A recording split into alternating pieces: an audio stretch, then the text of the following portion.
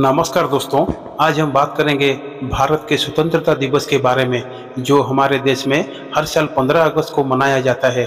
यह दिन हमें हमारी आज़ादी की याद दिलाता है और हमें हमारे देश के शहीदों की कुर्बानियों के बारे में कदर करना सिखाता है। लेकिन क्या आप जानते हैं कि इस दिन की कई अनकही कहानियाँ भी हैं। चलिए आज हम आपको उन कहानियों से रूबरू कराते हैं जिनके बारे में आप शायद ही कभी सुने होंगे। तो स्वागत है आप सबका हमारा stories of dreams Hindi YouTube channel पर, जहां हम आपके लिए लाते हैं मज़ेदार और अनसुनी कहानियों का खजाना। 1942 में भारत छोड़ आंदोलन अपने चरम पर था। गांव-गांव में लोग आज़ादी की आवाज़ बुलंद कर रहे थे। उसी दौरान एक छोटे से गांव में हुसैन नाम का एक साधारण किसान रहता था।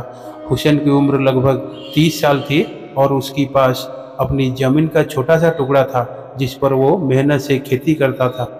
लेकिन हुसैन के दिल में आज़ादी की आग जल रही थी। वो अपने गांव के लोगों को आज़ादी के लिए प्रेरित कर रहा था और अंग्रेजों के खिलाफ आंदोलन करने के लिए तैयार कर रहा था। लेकिन गांव के ज़्यादातर लोग डर के कारण हुसैन का साथ देने से कतराते थे। एक दिन गांव में अंग्रेजी सेना का एक दस्तावेज आया। उनके साथ गांव के कुछ मुखबिर भी थे।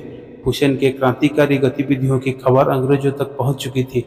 उन्होंने हुसैन को गिरफ्तार का हुक्म दे दिया था, लेकिन हुसैन घर पर नहीं था।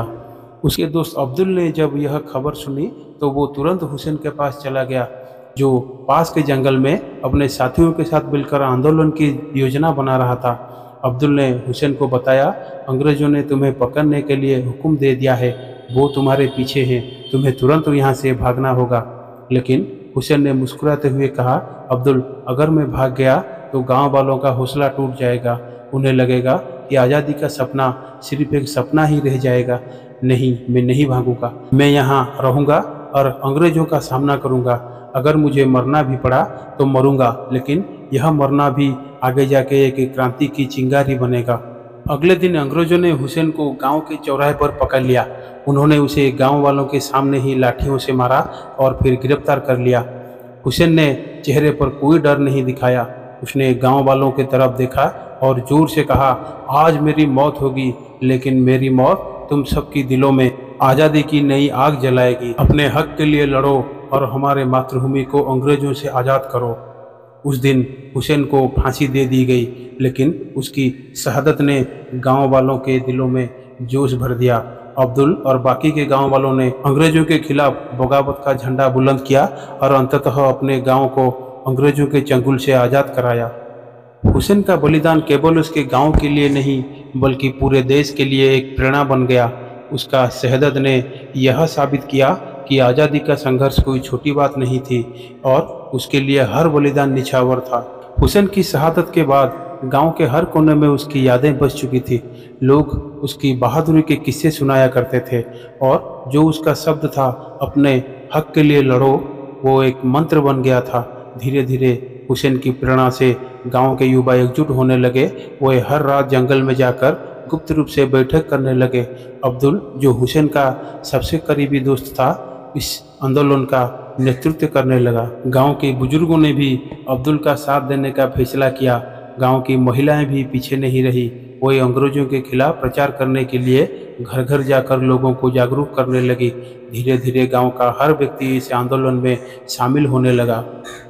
गांव के एक बुजुर्ग, जिन्हें सब दादा कहकर पुकारते थे, उन्होंने एक दिन गांव वालों को इकट्ठा किया और कहा, हुसैन की कुर्बानी को हम व्यर्थ नहीं जाने देंगे। हमें एकजुट होकर अंग्रेजों के मुकाबला करना होगा। हमें अपनी आज़ादी खुद छीननी होगी। उनकी बातों ने गांव वालों में जोश भर दिया और सभी ने एक मत होकर संघर्ष करने का संकल्प ले लिया। फिर अब्दुल ने योजना बनाई कि वो एक गांव के पास स्थित अंग्रेजों सैनिकों के छावनी पर अचानक हमला करेंगे। उन्होंने जंगल में बने एक गुप्त रास्ते से जाने की योजना बनाई, जिससे अंग्रेजों को कोई खबर ना लगे। गांव के सभी बूढ़े, जवान, महिलाएं और बच्चे इस संघर्ष में शामिल होने के लिए तैयार थे।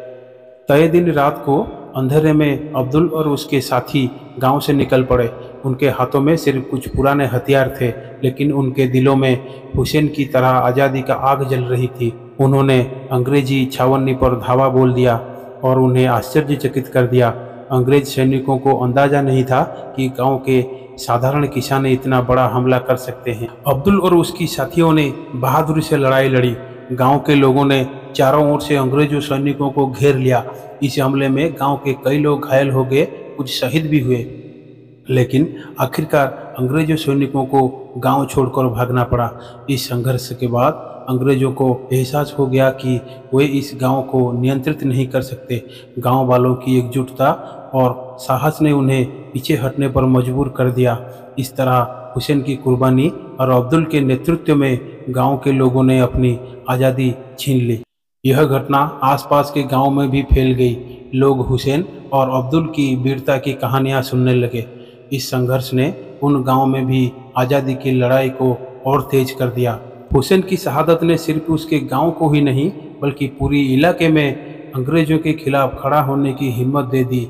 उसकी यादें गांव के हर घर में जीवित रही और उसका नाम आज़ादी का इतिहास में अमर हो गया। इस तरह हुसैन और उसकी गांव वालों की बहादुरी ने साबित किया कि जब लोग एकजुट होकर लड़ते हैं तो बड़ी से बड़ी ताकत भी उनके आगे टिक नहीं सकती।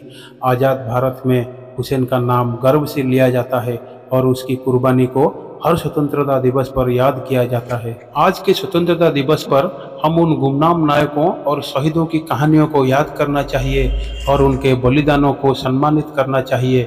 स्वतंत्रता सिर्फ एक दिन का जश्न नहीं है बल्कि यह हमारे देश की संस्कृति और हमारे पहचान का हिस्सा है।